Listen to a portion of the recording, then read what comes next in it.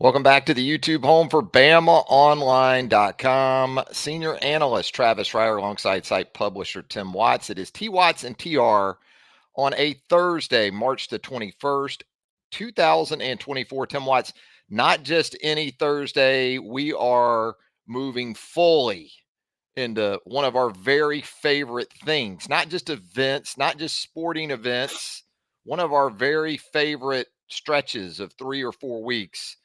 The NCAA tournament is here, Tim Watts, fully. Now, Virginia tried to kill us the other night with that first 4 game. That was pretty brutal, but we've got the real thing cranking up today. I think that was more Virginia killing themselves, right? That was a self-inflicted wound. But I mean, you're coming out of the gate. And I don't know how, if you like any sports at all, I think you have to be excited about today. You're coming out of the gate with Michigan State and Mississippi State. So if you're an SEC person, you're exciid right out of the gate. Really good game. Also, as a Bama fan, the second game is BYU, I believe. So interesting small school teams you haven't really got a chance to see. Duquesne's another one. So you get that SEC flavor, and then you get some smaller schools right out of the gate. But the 8-9 matchups, there's so much excitement today. I love it. I remember as a kid loving it and not having the options I have now. Now I'm an adult, can buy multiple TVs. I'm here for it. Although there was a baseball game at 5 a.m. that had a basketball score. Oh, gosh. So I think it was 15-11 when we started the show in Korea, South Korea, my people. How about the last 24 hours for your guy Ohtani, too, in terms of Major League Baseball? There's something foul doesn't in smell Denmark. right. There's something foul in Denmark. That does not. I mean, who's more likely to bet $4 million? The billionaire or his interpreter? $4 million. I mean, I'm just. Yeah, there was a misinterpretation. All right. Yeah, there was a. No, I said 40, not 400,000. I think we need but the story changing when the story starts changing in the first hour. That's when you know, like your kids are lying. That's when you get busted when you're being interrogated. Well, and then you start getting involved with the feds. And as we know, when they show up, Tim, they already know all the answers. In baseball, could they possibly mess with Ohtani? That's my question, because it would be. What are you going to do with Pete Rose?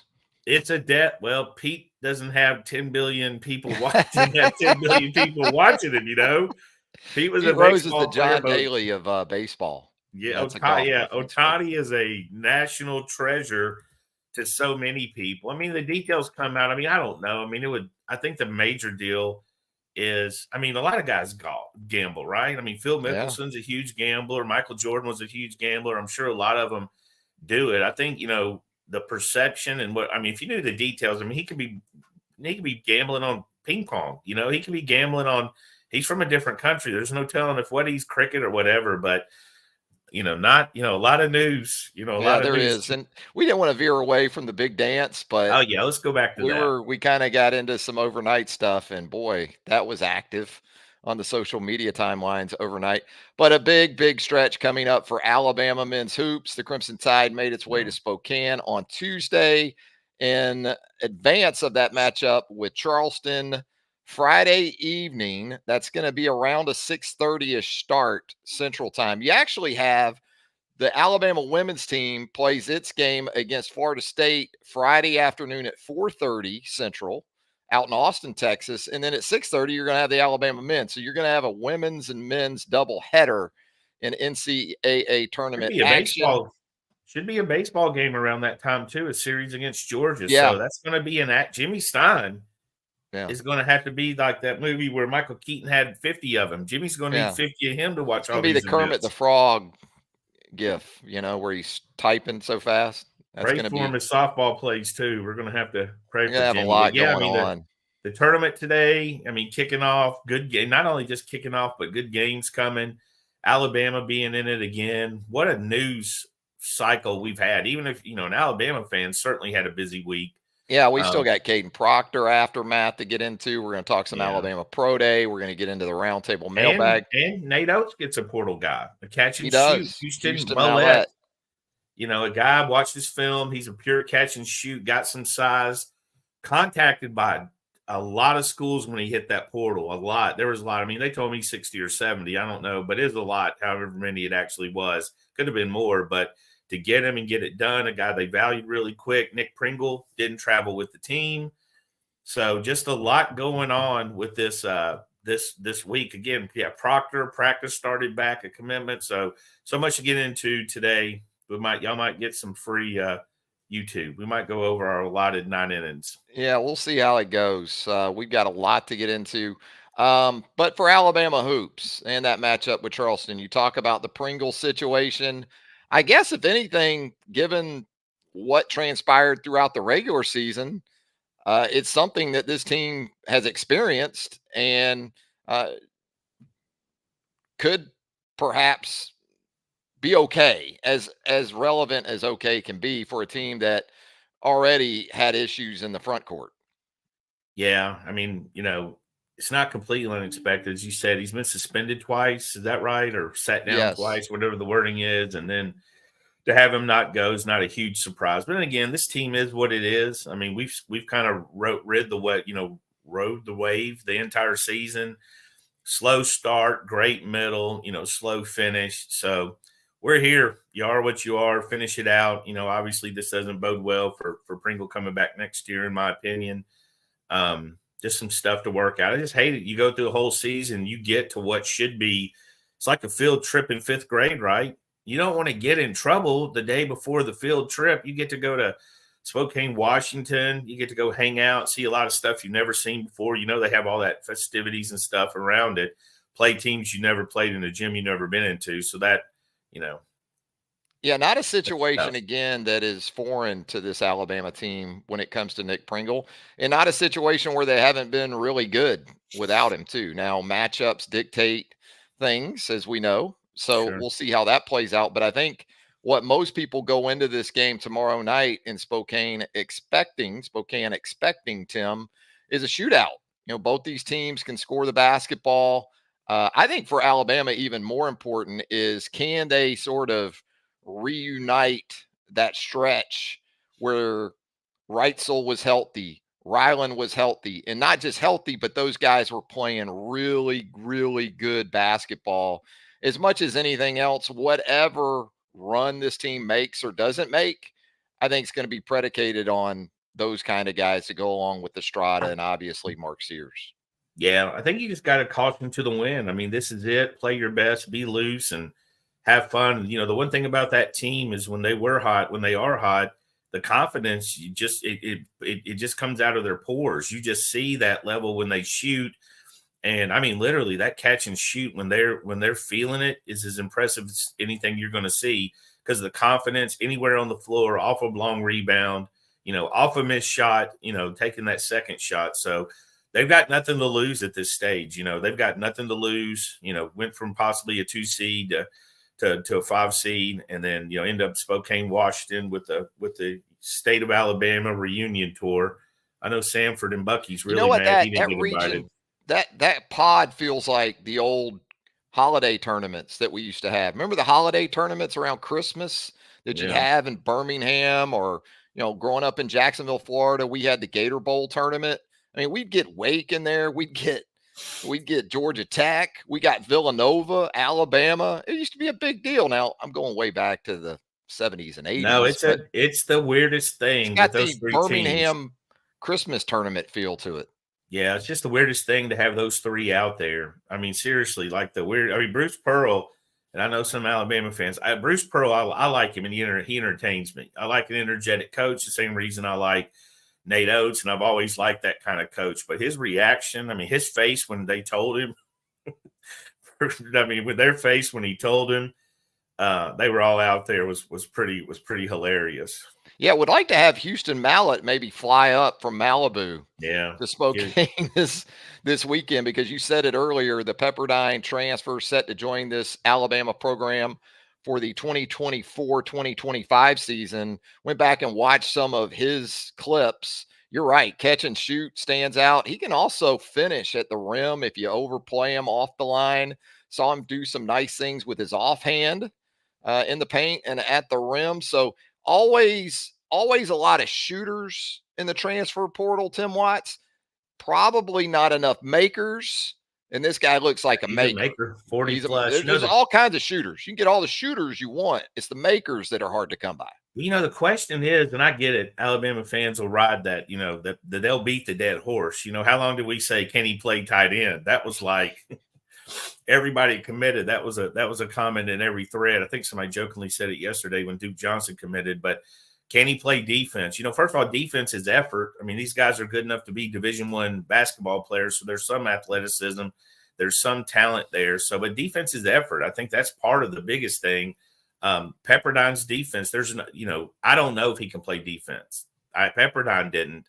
Nobody on that team, their defensive ranking was really, really low. I mean, it was bad, but I think we'll find out when he gets there. Yeah.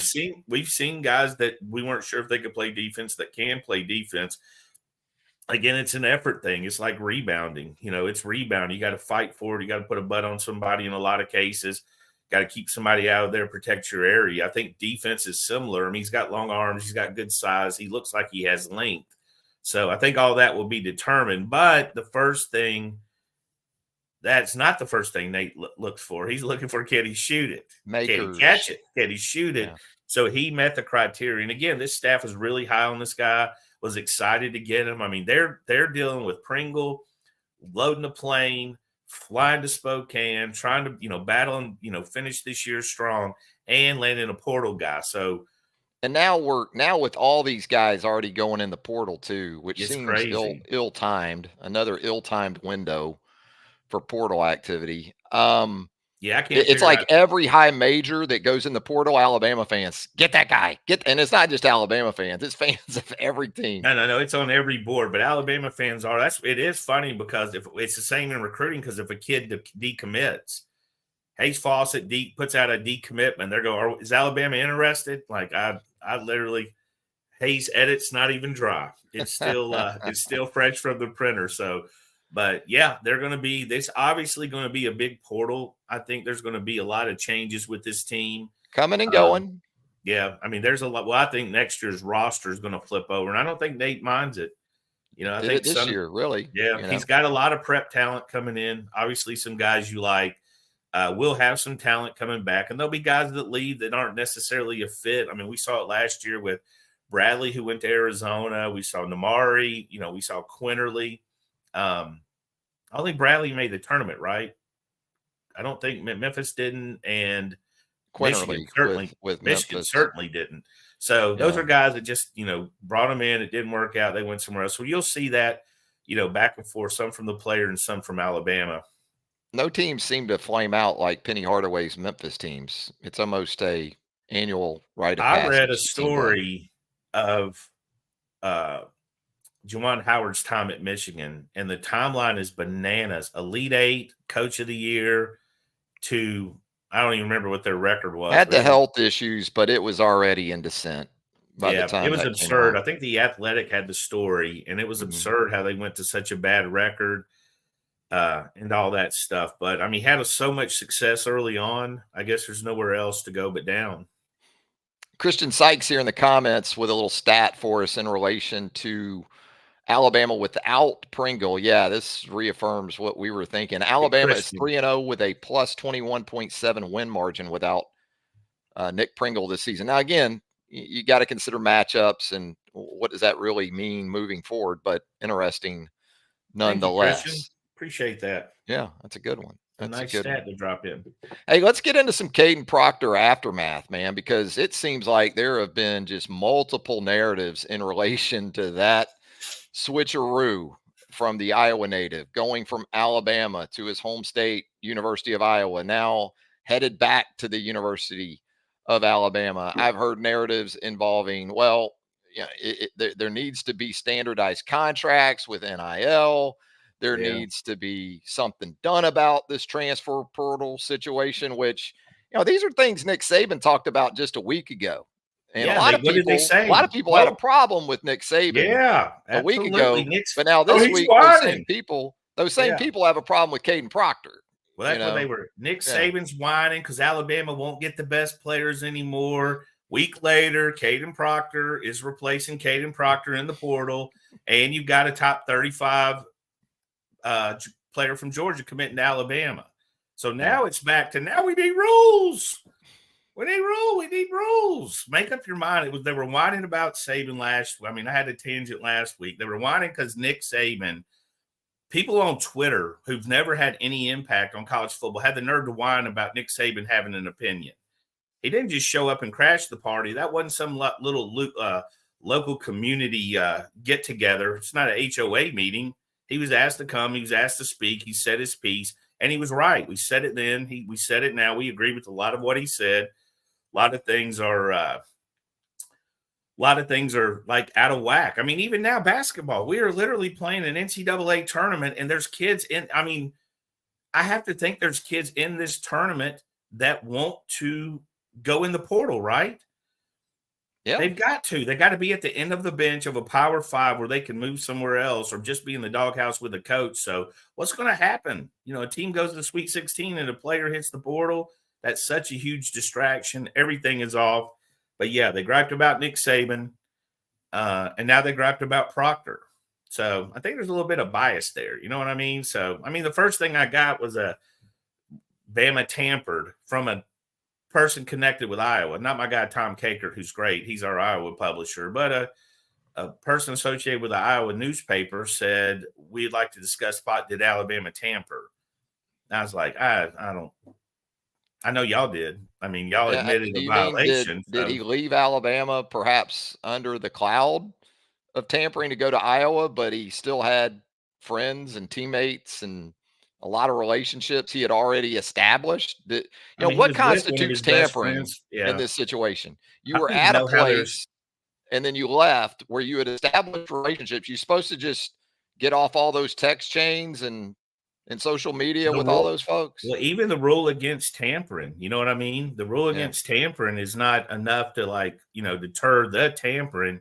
It's obviously not a normal situation as of now, but maybe, Kaden ripped the lid off of that. So, but these again, we said this about, in Tennessee's favor with the quarterback they signed. It was legal. There's no reason for the NCAA to go back and try to punish them, after the fact. And this is legal. You're capable of doing it. I'll be honest though, when this first happened, when we first learned wind of it, it's probably 11 o'clock on Tuesday that this could happen. And we started chasing it. I had to ask multiple people. All of them would have known the right answer, but I had to ask 3 people, are you sure he can come back to Alabama? And all 3 of them knew the answer, but I just couldn't believe it myself. I had no idea there wasn't a rule against this, that the player could leave and come back. But absolutely, absolutely. And again, I've taken this stance for 20 plus years, and I always will. A kid should go where he wants to go, whether it's Peter Woods to Clemson or it's Kadyn Proctor who wants to go to Alabama, to Iowa, to Alabama. It's their career. They should, as long as it falls within the rules, they should write it out as they see fit. Jim McEwen here in the comments, and we are going to get to our roundtable mailbag, I promise, a little bit later in the show. Jim asked, do you guys think they'll get Proctor down to 325, 335? It's an interesting question because I know yesterday at Pro Day, right? I think J.C. Latham, who played at 360 pretty much last season, I think he was down under 345, 340 to 345.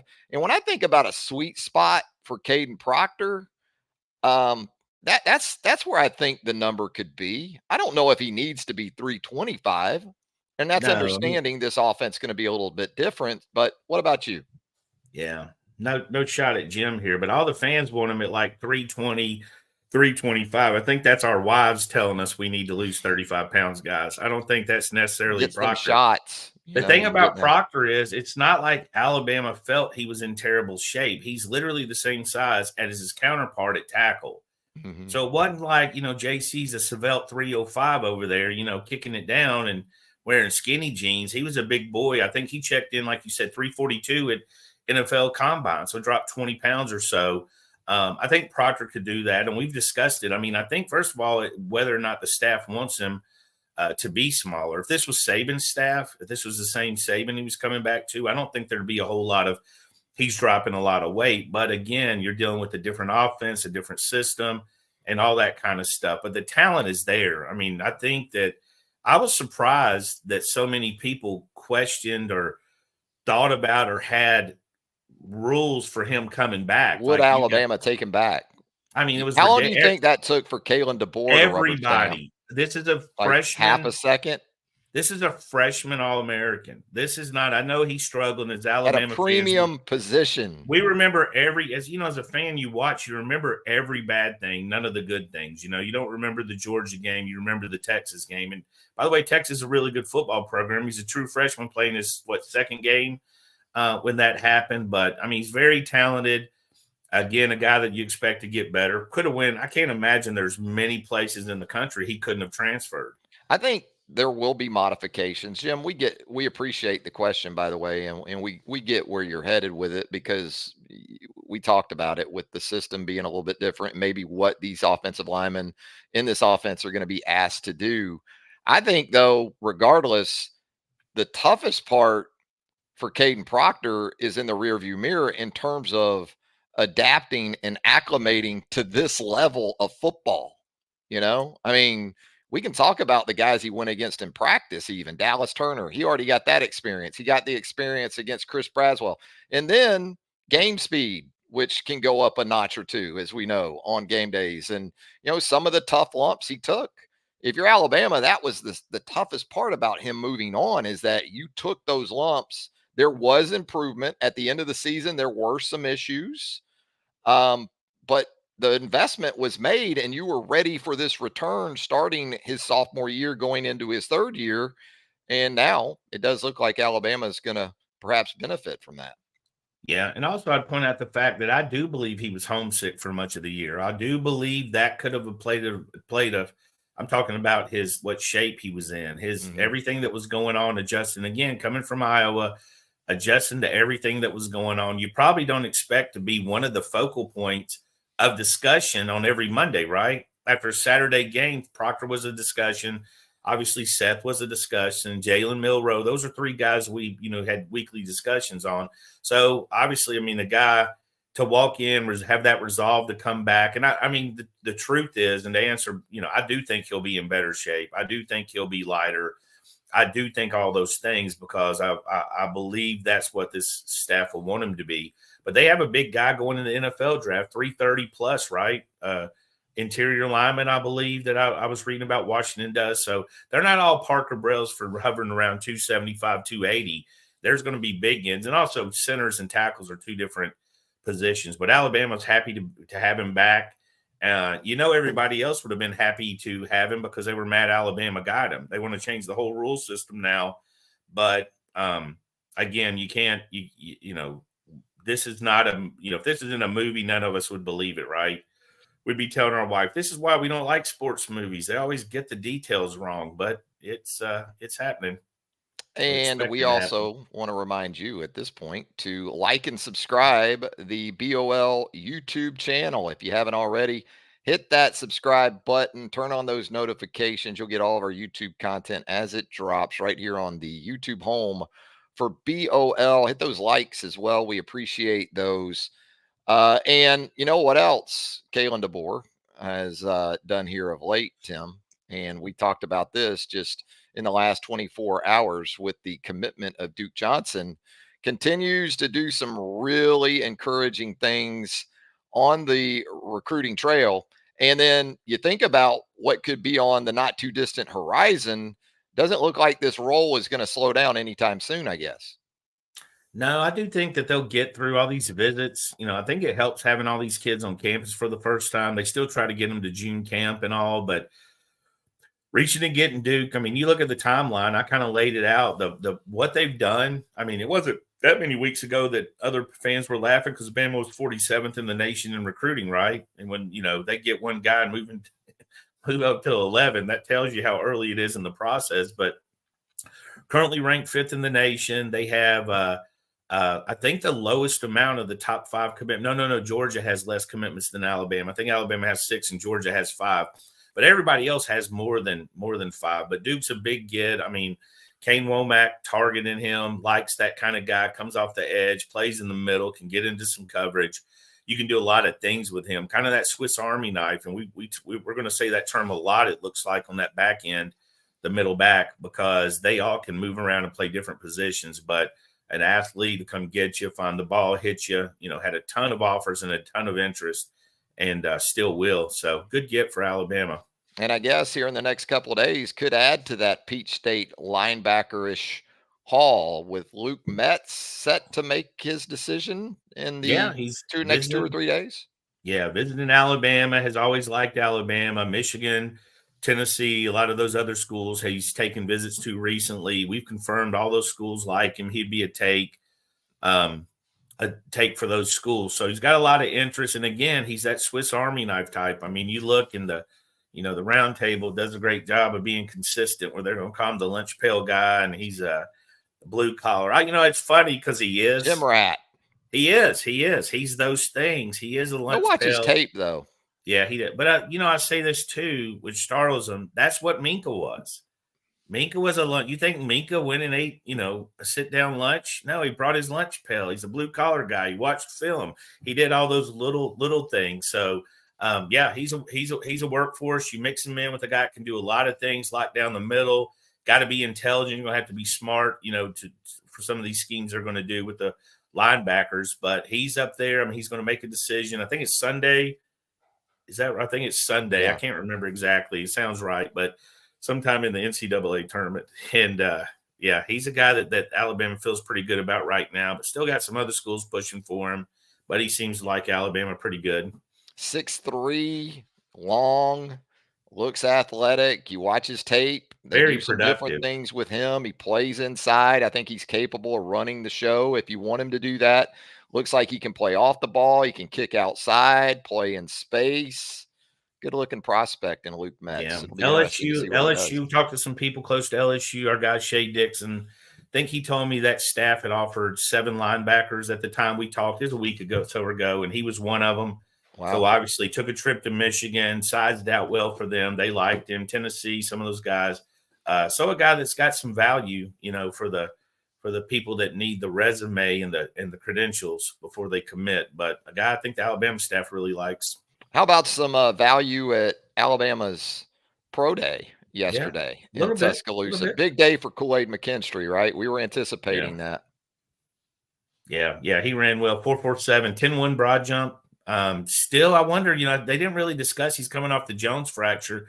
Is he still 100%? I don't know how the Jones he's having fracture surgery works, tomorrow. That's what I'm saying. He ran on it. He ran on it yesterday. The thing about, it's hard to compare Kool-Aid and Terrian for me, because Terrian's long, lean. Kool-Aid is just a little muscled up, and he's not little by any stretch, but he looks 5'8" because he is so muscled up. He's so thick. He's so strong.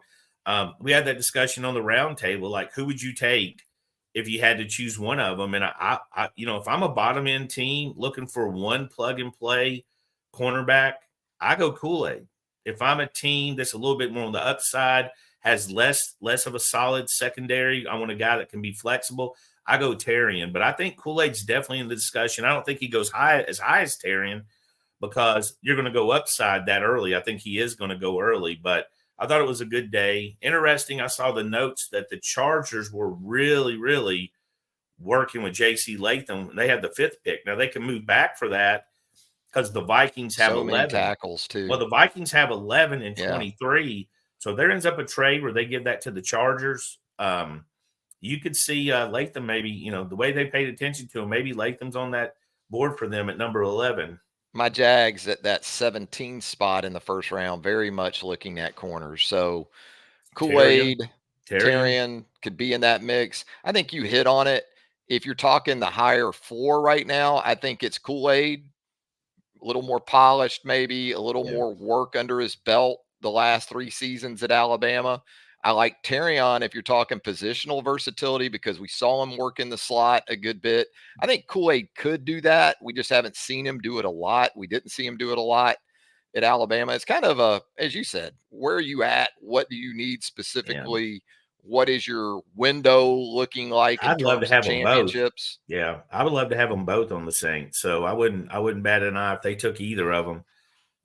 But I do think Kool-Aid's probably, because he had, Kool-Aid had such a quiet year, right? The only time we really talked about him were the muffed punts, but we didn't really talk about him getting burned a lot or being out of position.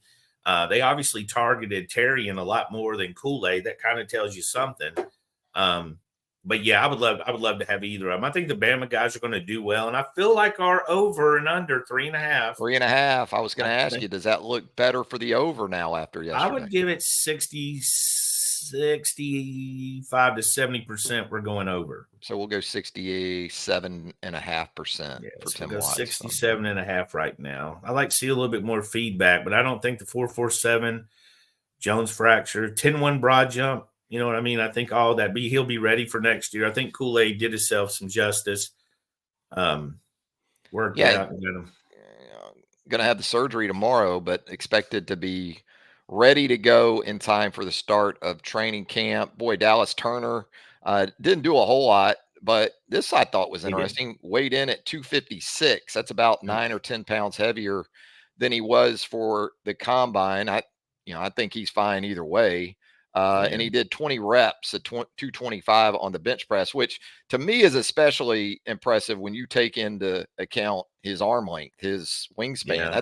That's not easy for those guys. Yeah, the short arm guys always pump him out quicker. Yeah.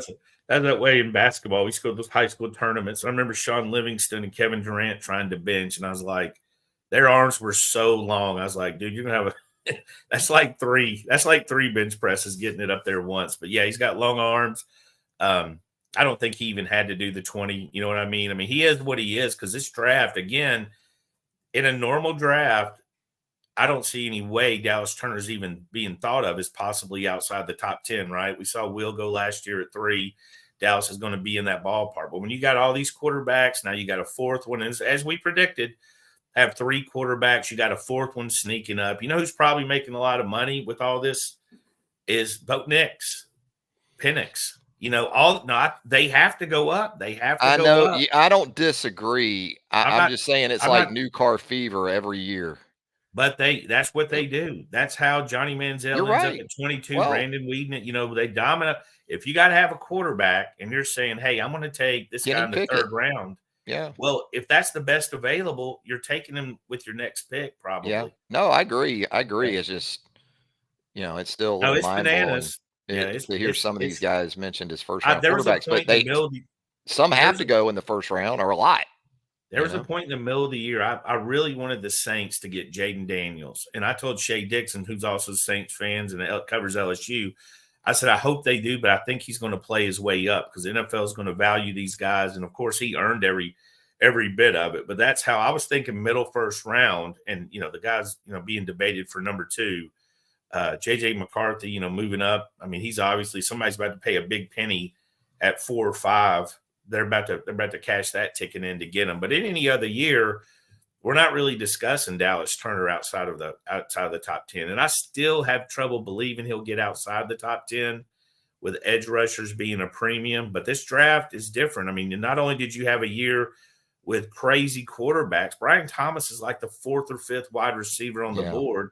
He's a 6'3 plus guy running a sub 4.5 with a really, 30 plus high 30 vertical jump. Any other year, he's in the discussion for the top 3, but the top 3 are just so good that you're pushing them down. So everything we thought we knew, Dallas Turner top 10, a lot of those guys are going to get pushed down a little bit. They're so good on the skill players. They love the skill players so much. The tackles, offensive tackles, which is a good class, is getting pushed down consistently. So. Yeah, I could see Brian Thomas Jr. being kind of like Justin Jefferson was to Jamar Chase in relation to Malik Neighbors in this draft. And with my team needing wide receiver with this class, I'm pretty thrilled that they're sitting there at 17 because I feel like A.D. Mitchell, even Xavier Worthy, who doesn't have a first-round body, but can burn. And the Jags need vertical speed.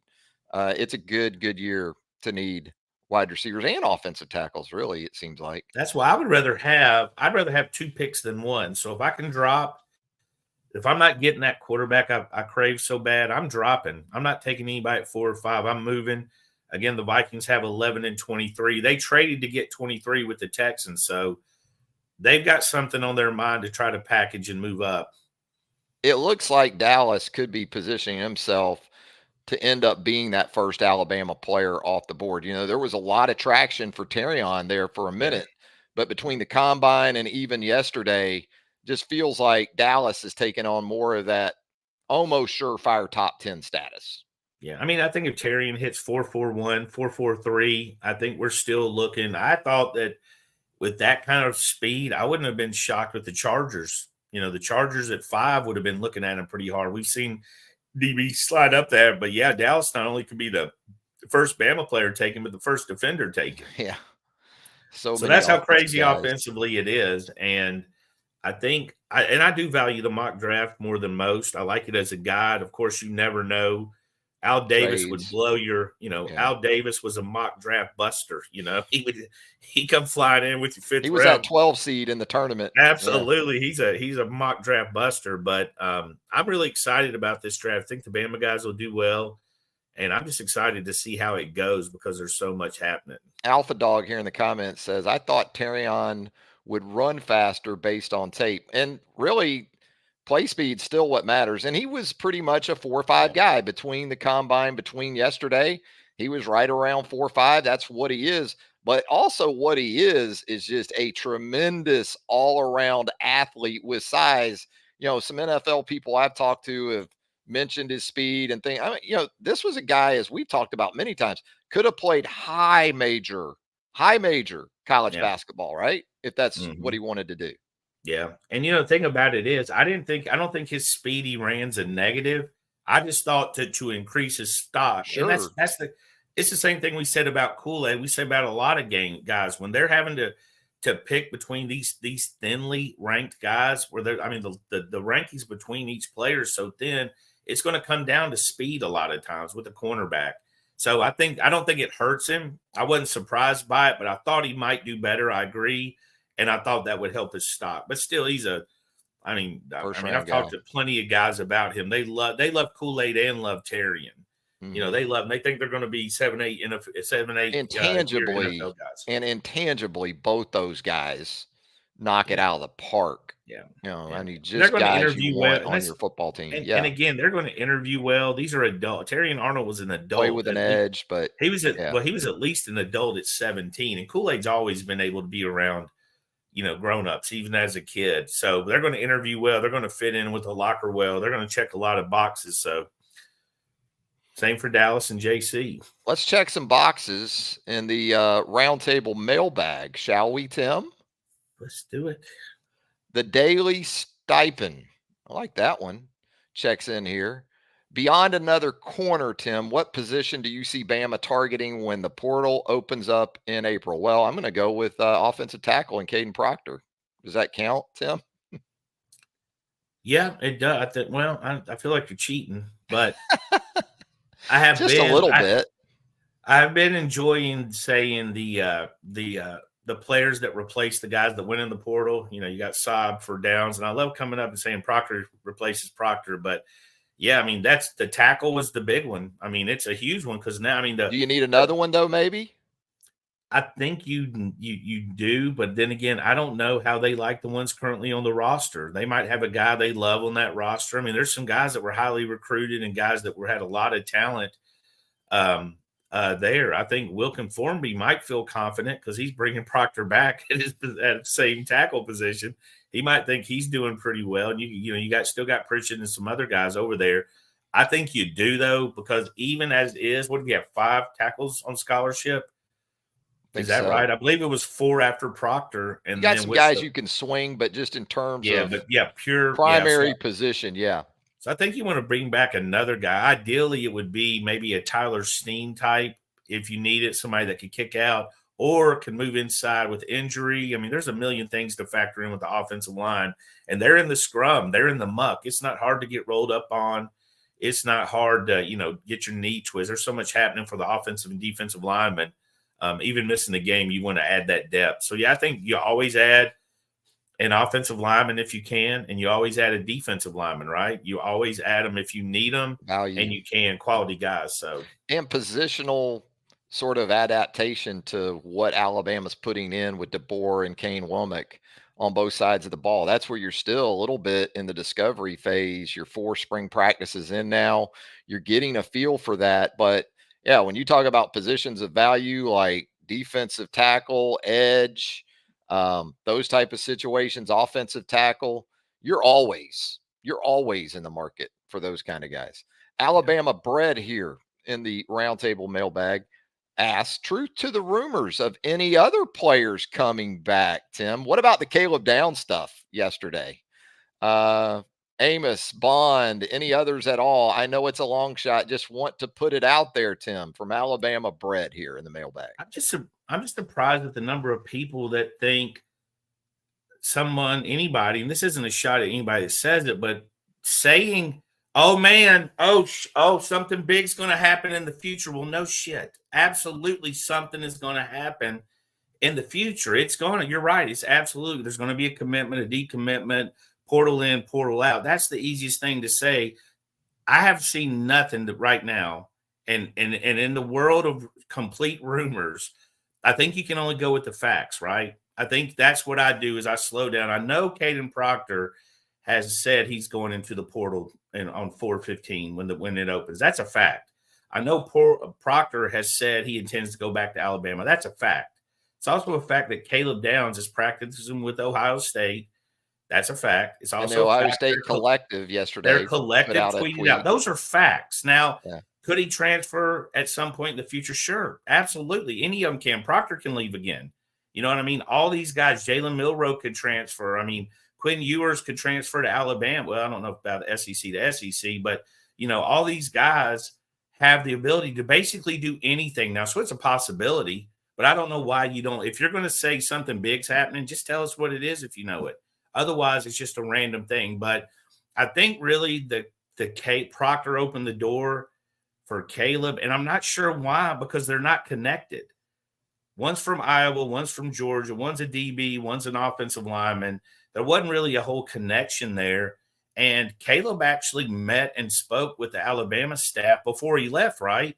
Proctor was like jammed out, pretty quickly.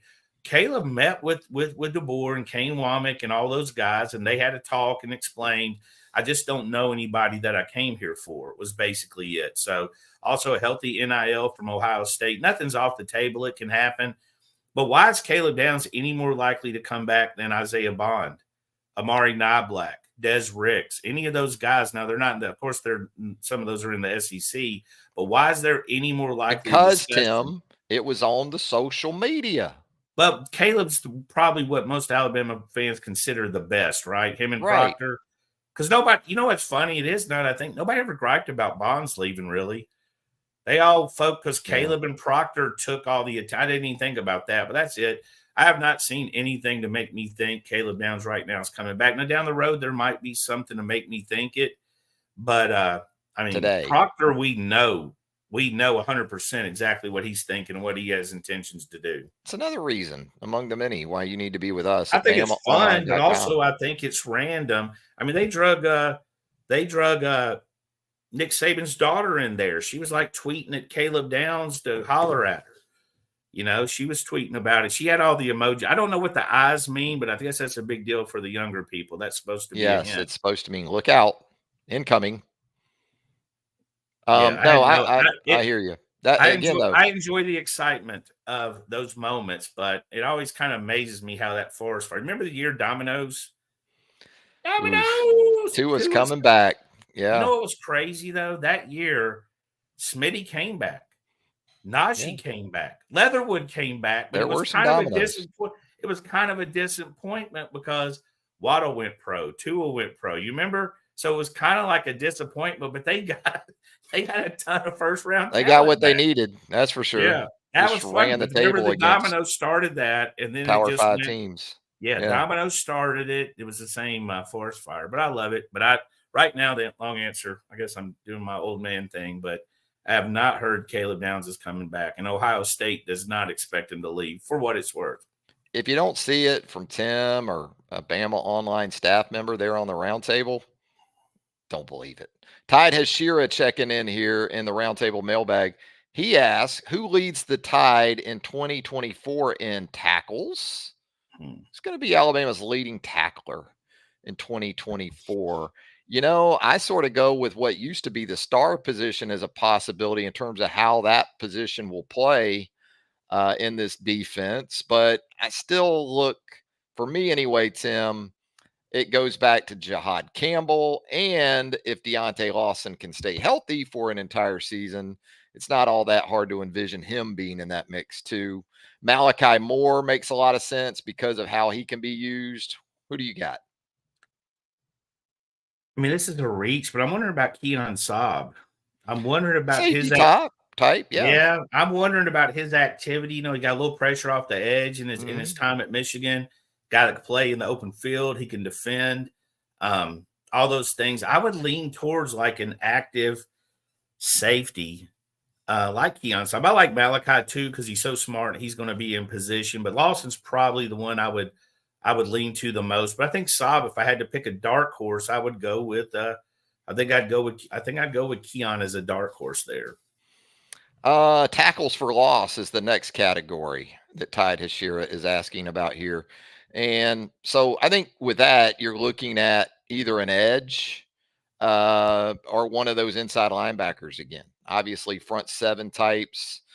You look at Washington last season. I guess we could look at South Alabama for more on this too with Kane Womack. But Braylon Trice, a really good edge defender, led Washington with 11 and a half tackles for loss. And then you had a linebacker, another edge, a corner in Jabbar Muhammad. But primarily, when you started talking about the potential for double-digit tackles for loss, maybe a guy like Quay Rusal, your guy, maybe a Q Robinson steps forward in that area. It could be, again, one of those inside linebackers too. Yeah, I think, until you see a little bit more in the spring, and I think it's going to be a pretty good chance it's going to be spread out, right? I mean, I think you're going to have some option guys. You look at a guy like, we're not talking about Yanze Pierre yet, but that's kind of a guy you're looking at, that edge speed guy, somebody like that emerging. The thing about this team is there's a lot of uncertainty on the front defensive line as far as pressure off the edge, and then there's a lot of questions, not questions, but we don't know yet in the secondary. But they have guys that are going to swarm to the ball, so they're going to have guys that could be pretty evenly spread out too. Absolutely. And so as we keep it moving here in the mailbag, JDJ asks, what is the secret ingredients to your rub for smoking Boston butt? Maybe that's directed more at me, Tim. You're not a big grill guy. Towards you. I'm pretty simple, JDJ. I go with the yellow mustard, coat that on there. Really good. I like Cavendiers. I wouldn't say it's a rub. It's a seasoning. It's a more Greek seasoning that you can get at your local grocery store. I like to load it up with that Cavendiers on there. And that's pretty much what I go with. And then slow and low, put that baby on that green egg and let her go for a while. That's all there is to it. UABWL, Tim Watts here in the Roundtable Mailbag. Who will be QB1 after spring? Will the defense be better or worse than it was in 2023? Simple. First, I want to remind you guys, we got a pretty healthy crowd for a Thursday, like a Billy Joel song. Pretty good crowd for a Saturday. We want to remind you guys to like and subscribe if you haven't already. Still trying to get to 10,000. Travis is going to streak the quad wearing his BamaOnLine only hat if you guys get us there. But I think Jalen. I mean, DeBoer's made it clear Jalen's his quarterback so far. I think possibly battling for second. You're going to see a lot of that. I mean, they're seeing him. It's only 1 week of practice. It seems like a lot more. It seems like a season's worth. But he's taken all the first team snaps, and he's his guy, which isn't surprising. But I still think there's competition back there. It might be sorting out who's the second team quarterback. It might be sorting out all that kind of stuff. And as far as the defense, I think the defense is going to give up more big plays than it has, but I also think it's going to make more big plays. I think it's going to when you risk it, you'll get more biscuits. Yeah, that's what it is. Yeah, you get the biscuits. Sometimes they get your biscuits. They eat your biscuits. I think reminds me of that movie Life. You ain't eating my cornbread. Remember that? But yeah, I think it'll be more fun. It's going to be frustrating to give up big plays, but I think there'll be a lot more big play opportunities for Alabama as well. It's going to move fast. Yeah, Tide Hashiro, he also asked about interception leaders for this team in his question for 2024. And looking at Washington and the way that Kane Womack wants to play on the back end. I think if you're a corner, you're loving it because I think you're going to have more opportunities. Now, a lot of times in the previous defense, you were in a dogfight. You were just trying to maintain phase, and then at the moment of truth, get that hand in there and make a PBU more than an interception. Now, safeties, I think you had more opportunities previously, but I think the corners in this defense are going to have opportunities too to do some really good things from a takeaway perspective. Stu Hart here in the Roundtable Mailbag, Tim. Please give us one word each to describe your feelings about Alabama baseball so far this season. One word, Tim, about Rob Vaughn's first team to date. I'd go exciting. I think they are. I think they're a fun team. Even in their losses, they battle. They're down. UAB game, I mean, it's a middle week game. Southern Miss, they tried to battle back. UAB, they did battle back. Obviously beating Tennessee. I don't know how you're not excited right now with what he's done so far. I mean, you're coming off a coach who got caught betting against his team. I mean, you're coming off a lot. Just prior to first pitch. There was, again, that's how crazy the news world's got, that Bohannon just came and went. The whole situation, we spoke about it. He was gone and we were kind of done with it. We've heard nothing else. We've talked not about it, but I would say it's exciting. It's certainly encouraging if you want a second word. I would say ascending. That's a good word. And you're right. They're exciting too, but this program definitely on the rise. The series against Tennessee was amazing, especially games 2 and 3. I would also throw in there tough. This team looks to be tough mentally in going against good competition. You look at the losses, really. Dallas Baptist is ranked. Southern Miss in some polls is ranked. Tennessee, of course, is ranked. So they've been good, no doubt about it. And you said it earlier. Every series in the SEC is huge. And I know Georgia on the face maybe doesn't have the look of one of those teams, but you better take it to Athens because, again, anything can happen on conference weekends in this league. Baseball itself, that's what, like, the worst team in baseball wins 62 games. They win 50 games. The best team in baseball wins 100 and loses 62, roughly figuring it out. This isn't football where you win, 890% of your games. You're lucky to be, a Hall of Fame manager's winning 62% probably.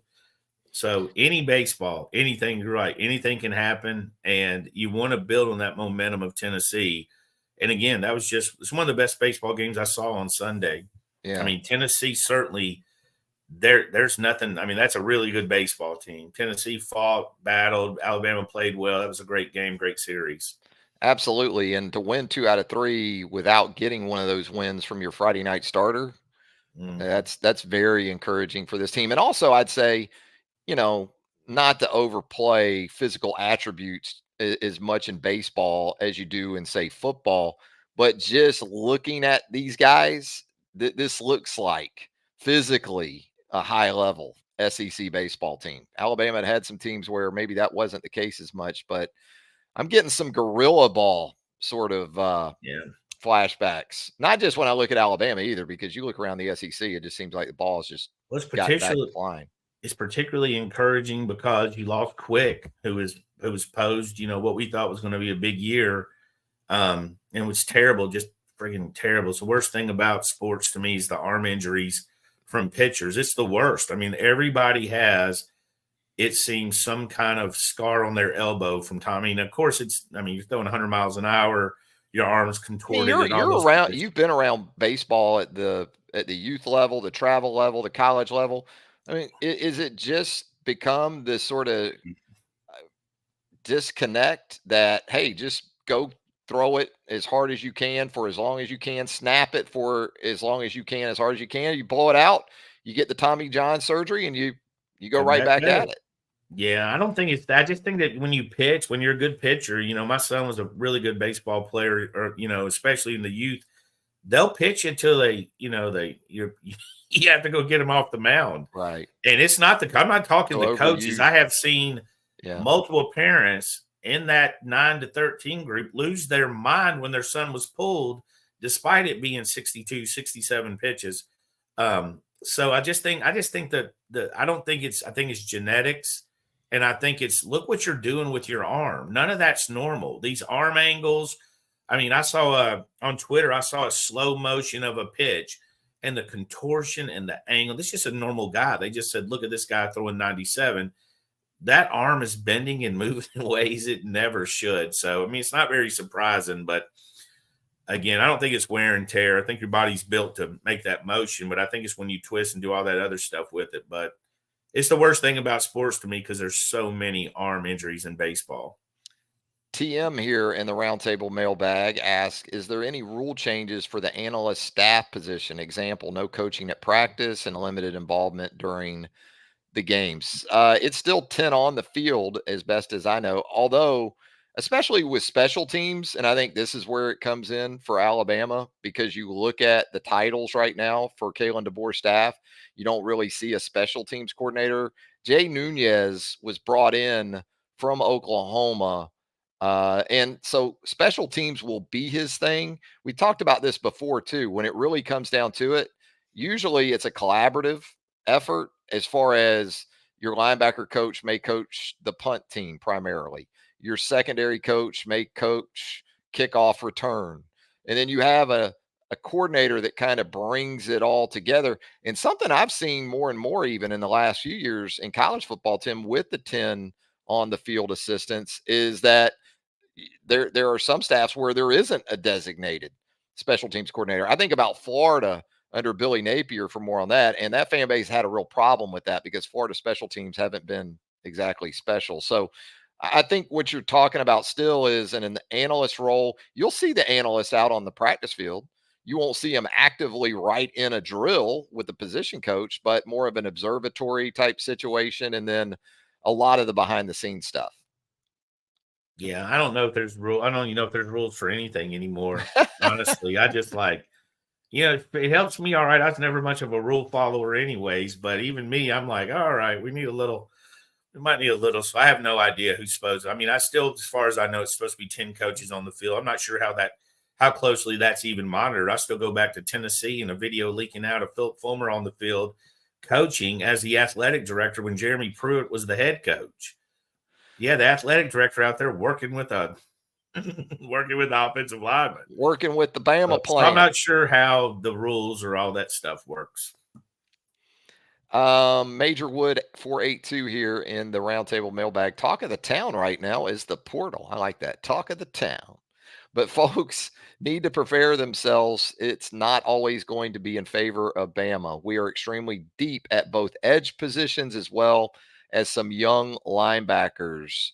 Who or what areas could Alabama lose from because guys want more playing time, Tim? I would Did he say answer his own question maybe there a little bit? I would first of all say I think Alabama's fans are very aware that it's not always going in their Yeah. favor for the portal. In fact, I can't think of a college that knows that better than Alabama, right? Portal was heavy the first time, and then Nick Saban left, so they got double deuces with the double shotgun blast with the portal. So I think Alabama fans gets it. I also think that's why when there's good news, they celebrate like they do because they gave their pound of flesh. They saw dominoes where they stood up instead of fell. They saw reverse dominoes with guys that left. And I mean, again, Caleb Downs, Isaiah Bond, saw several starters in that second round, including Proctor. But I mean, I'm not going to speculate. I have no idea where they could lose players. They could lose players at quarterback, wide receiver, offensive tackle, defensive line, secondary. I mean, we've seen that Proctor, I think, really needs to open up the door that almost anything can happen, with the portal. So I have no expectations. But yeah, there's always going to be players, and it's not just going to be playing time. There'll be NIL involved. And, again, the portal I think people have to adjust. When you add somebody from the portal, that's got to be factored in. How does it affect the team that's already in that room?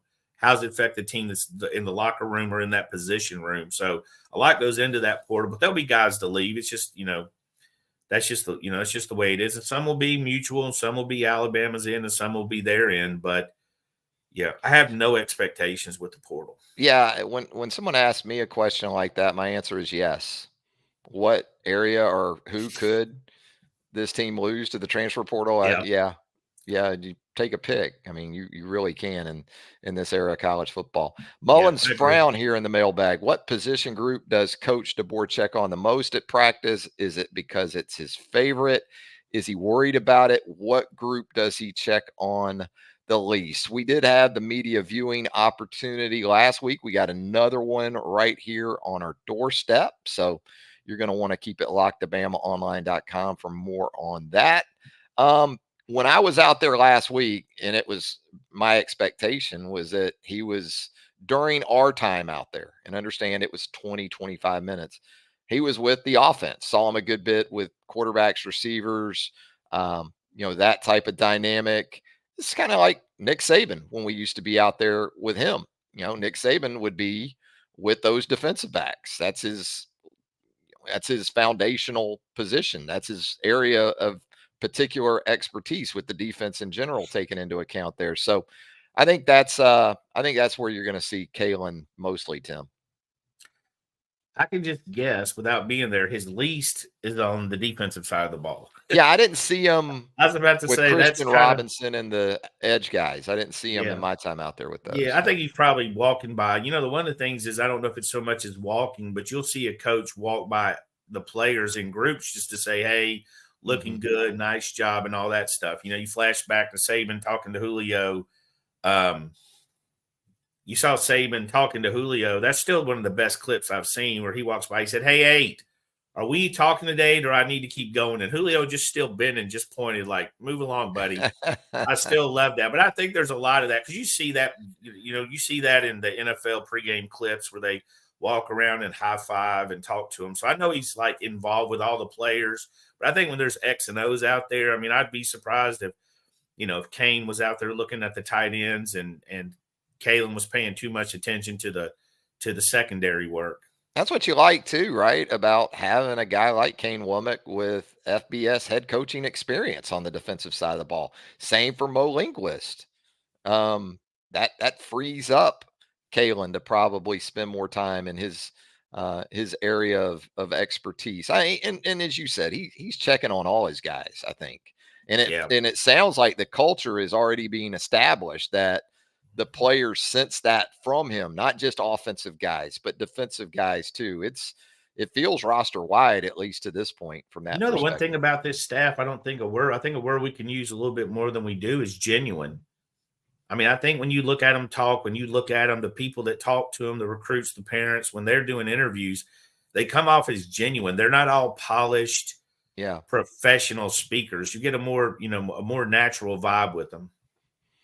Yes, you do. It's just been fascinating all the way around. I know a lot of emphasis has been on the music at practice, but how about seeing like Coach Cap doing a video tweet to a prospect, as practice is getting started? You talk about things you couldn't have imagined 6 months ago. It's smart. I get it. It's the way you do it.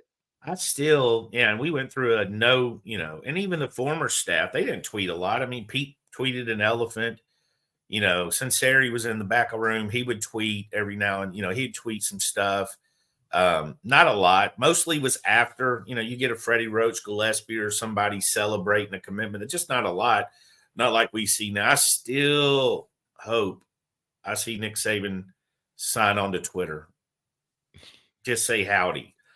Maybe I just want to see how many followers. Kristen's. He might send a message on Kristen's. I think Kristen's the reason he's not, but he don't want her DMs. I think we. Yeah, I would love to see Nick Saban's Twitter and the number of people that followed him one day. I think it'd be pretty amazing to see.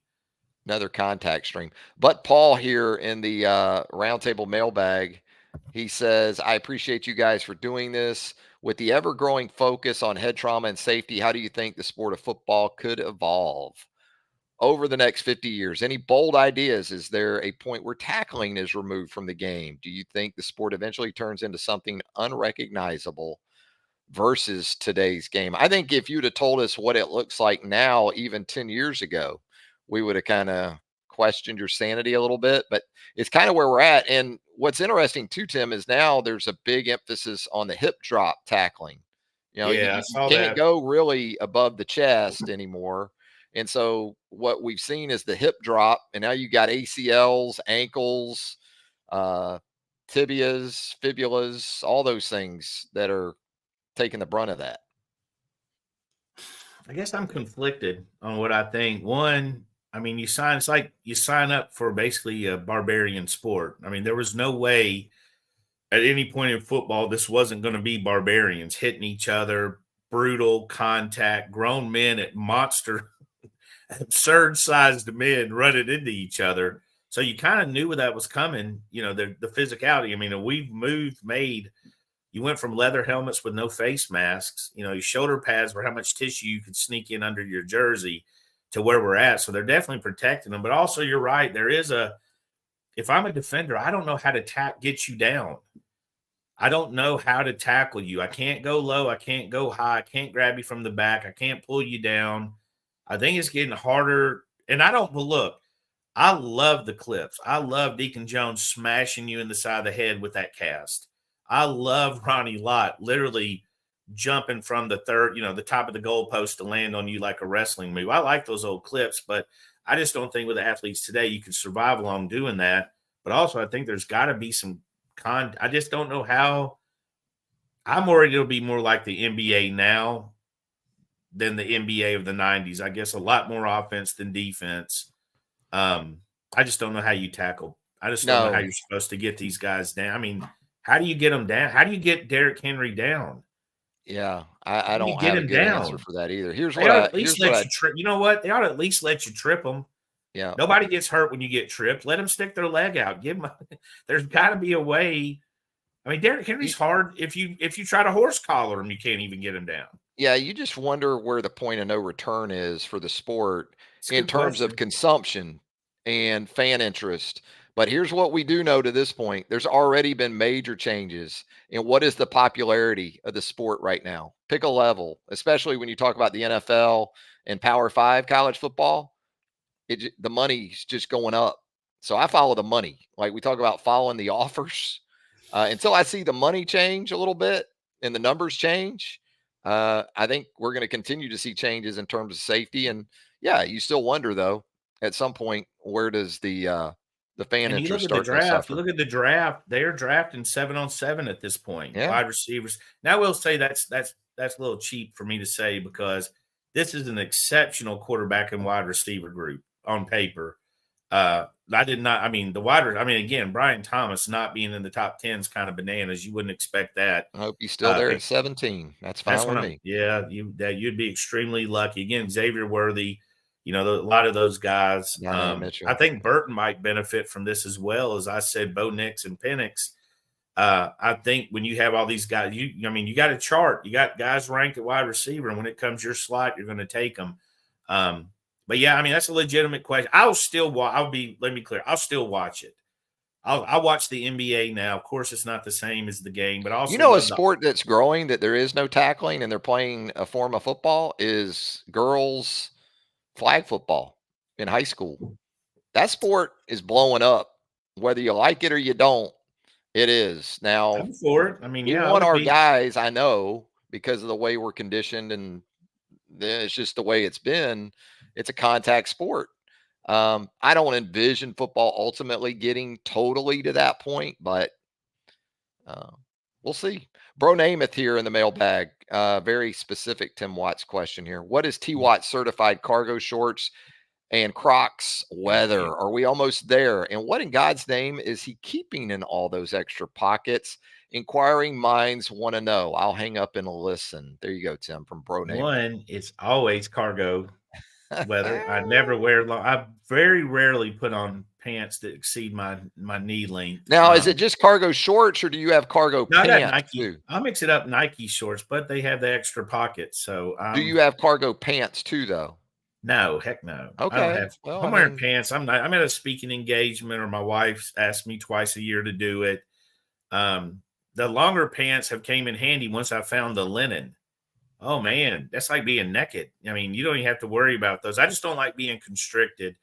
I never wear Crocs. I'll be honest. I have a strong judgment against grown-ups that do. I don't. I get why people like them. I just can't do Crocs. I can't do Crocs. And in my pockets is everything. I mean, it's, it's the wallet, it's a battery charge. You got 4 kids. You either got a wife carrying a big purse or you got a husband with cargo shorts. I got snacks. If I got grazed with the bullet, I could seal the wound enough to get to the hospital for them to sew me up. I got a lot of things happening in there. It depends on the time of year and where I'm at. We're out of the country. I'm loaded down. I got a lot of stuff happening in there. Yeah. Oof. We might have to like do the contest for the BamaOnLine hat, where if you can guess, 4 things in Tim Watt's cargo pockets, you're the winner. When I'm Maybe traveling, they're that heavy. I'm gonna be honest. I gotta grab that extra belt loop or they'll hit the ankles. I got that battery charge. Luckily, I'll tell you this though. Luckily, cargos are a little less needed because of everything shrunk. Like the battery charger. You used to need a battery charger was fit in your hand, and if you smack somebody in the head with it, you'd knock them unconscious. Now they have those little lipstick chargers. You got a lot of things happening. But again, I'm carrying it for multiple kids and trying to help the wife out. So Tex I'll smile Tiger, look good in pal, them. checking in here in the mailbag. Where do you fall along the scale of Pinot Noir, Sangiovese, Malbec, Cabernet Sauvignon, Petite, Syrah? I'm the show wino here, right, Tim? So I Yeah, guess you I are. need to kind of take this one on. I'll drink anything red, Tex. If it's red, I'll drink it. Now, Pinot Noir is probably, I'm looking over here right now. Yeah, that's the one that I go to the most. I like this. I'm cheap wine guy though. I just will not spend very often much more than, 12, 15 bucks on a bottle of wine, Tim. I'm cheap wine guy. So they've got this Saddlebrook wine, I believe it's called, and the Winn-Dixie lately, buy one, get one free. $9, you get 2 bottles. Saddlebrook. That can be dangerous, but anything red. And Tim, I think I pretty much cover that one, right? Yeah, I do. I will drink a light wine. I tend to do it. We're out of the country. My wife, she likes them. Um, Not me, but I do think my cigars and my wine, I like them lighter. So it'd be more of I don't go dark red. I don't Okay. go dark brown with You're my not cigars. drinking any stinking Merlot like Giamatti in Sideways, right? Remember that great That's scene? that's a great movie too. And he didn't say stinking, by the way. Yeah. Bama 2212 asks, where does Bama's on-field staff rank relative to compensation in Mm, the SEC? I don't have the exact rankings for I the don't know SEC in either. front of me, but I mean, when you've got Freddie Roach now making $1 million a year, and Nick Sheridan over $1 million, Kane Womack over $1 million, Coach Cap going to make right around 900K, Rob Gillespie at 850 a year. You got David Ballou apparently making 950 a year, Tim. It's pretty impressive numbers here. It's going to be up there with the bet. I mean, the other ones are going to be good. I mean, Georgia's going to have a healthy one. Georgia just paid a massive buyout to get James Coley from South Carolina. Matt, I guess massive for assistant coaches, $300,000-$400,000. So they're going to have a pretty nice budget. Also got T. Rob, so it'll be up there. Yeah, it'll Speaking be of up South there. Carolina, do you see Mike Shula joining Shane That's Beamer's staff as an analyst? How about that? I think that's a good move for Shane Yeah, Beamer. I mean, he's yeah. in a really crucial year. Mike doesn't have to recruit. He loves offense. You put him in that analyst role. The thing about Mike Shula A is lot of experience with quarterbacks. he'll be really good with recruiting Yeah, on campus too. I mean, good I don't think dude. he's going to go. I don't think he's going to go get a rental car and drive the state of Alabama anymore. But I think he will be. I mean, he's a good, pleasant guy. I think people like to sit down, talk about his dad. Talk about his time at Alabama and stuff. Dark Star Crashes. I like that username. Uh, any info at all on the following folks offered after practice visit to Alabama? Jackson Cullick, a Washington commit to DeBoer's class of 2025, London Merritt, post practice to UA. Any of these, Tim, strike a chord. We don't know on Colic. I actually was texting with Joseph Hastings, Andrew Bone this morning, and we're going to check in on him. I think he decommitted from Washington a couple weeks ago just to check in and see where things stand. London Merritt had a good visit with Alabama. Alabama's, one of the schools recruiting him. He visited a couple of weeks ago, I think, and don't know on Brom yet. We're going to try to track him down to get some updated information. Not sure where he's leaning or his commitment date. We've had so many visitors, we haven't got them all, but we did get Merritt. Sounded pretty good, like a like a good first impression. Freddie Roach is one of the guys involved there. Roll Tide _YNWA here in the mailbag. I keep hearing about coaches being hired with the incentive and promise of being in the top whatever in NIL. If the universities are supposed to have no control or crossover with the NIL, how can those promises be made in association with hires, etc.? Is this another example of the NCAA being the emperor sans clothing? I think he answered that one for himself right there with that rhetorical question at the end. I don't know about you, Tim. I Tim. did see that with the basketball hire. I believe they have guaranteed to have a top 3 NIL. But how do you know you got a top 3 unless you know everybody else's NIL? Unless you're just going to go up and the sky's the limit on that. That's kind of it is. I agree. It's a weird statement to say. I think I would just keep it at, well, you've got a really good, we're really going to push the NIL hard. It's really what I would have stuck at. UA Kid here in the mailbag. Has the staff cooled on Carver's Anthony Rogers? It's my understanding the new staff has had little to no contact with him, and other schools such as Auburn and Oregon are really out recruiting Bama for him. Well, if Bama's not contacting him, that's not how it works. I mean, if Alabama's cooled, they're not being out recruited. It's not both ways. It's I think a lot of evaluations are still going. I mean, they had Pringle, the Florida kid, was in Alabama, was in Alabama for a visit. Andrew Bone just put a story up on him. Gerard Pringle, top 100 guy, a little bit bigger than Rogers. I have not heard much on Rogers lately. He visited, said he's still committed. But again, this is, we said this early on, and this isn't about Rogers, but there'll be guys that Nick Saban's staff like that Kalen DeBoer's staff won't like, and vice versa. So you're going to see guys, go back and forth. So I think that just remains to be seen. But I don't feel they're being out recruited. I think they're doing as good a job as anybody on the recruiting trail, honestly. Slipping Jimmy here in the mailbag. Gun to your head. We always like those. How far does this Alabama basketball team make it in the tournament? Which round does Alabama exit? Tim, what's the ceiling? I'll go Sweet 16. I'm going to have trouble seeing them beat, and we're probably being a little optimistic, but I don't think it's much. I think will be favored in both games, and again, they can make games tougher. North Carolina in the round of Sweets in 16 would be a tough matchup if Alabama were to get there, especially you take out Pringle, and I mean that's going to be a lot. Grant Nelson in that paint. He's already got foul trouble. That would be. I mean, their big guy, I forget his name, but he's a monster. Having a really good year. But I'll go Sweet 16. Goes to Bryant as we wrap up the mailbag. With all of the changes in NIL, the portal, and conference realignment, what does the sport look like in 5 years? For my money, it's got 2 mega conferences who break away from the NCAA. Players become employees, unionize, and sign a collective bargaining agreement. So basically the AFC, the NFC, and the NFL. Yeah, I mean, I can see that. I don't know. I'm almost wondering if it's not going to be one huge conference and they're just playing everything out and then having a big tournament. I mean, obviously somebody when they hit the playoffs extended past 4, somebody got really excited because they're in 12, 14, the projections on the money. Now it will slow them down if the projections don't meet what they want them to. But Travis and I have joked several times. We thought there'd be an NCAA 64 team tournament.